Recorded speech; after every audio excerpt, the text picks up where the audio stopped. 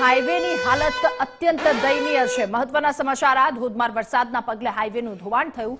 રસ્તા ઉપર મોટા ખાડાઓ પડ્યા અને રસ્તા ઉપર ખાડાના પગલે વાહન ચાલકોને ભારે હાલાકીનો સામનો કરવો પડી રહ્યો છે।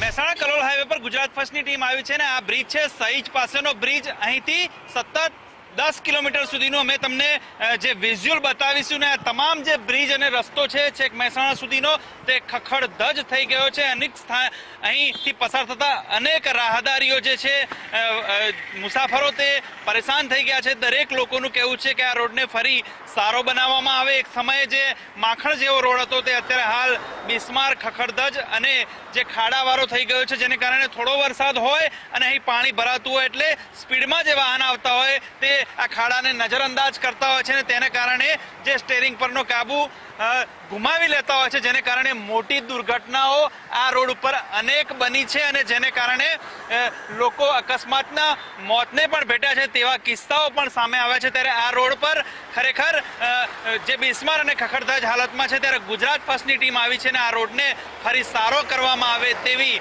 સરકાર સામે રજૂઆત કરવા માટે લોકો વાહન ચાલકો છે તે રજૂઆત કરી રહ્યા છે। કેમેરા પર્સન વિજય પરમાર સાથે સચિન કડિયા, ગુજરાત ફર્સ્ટ, મહેસાણા હાઈવે।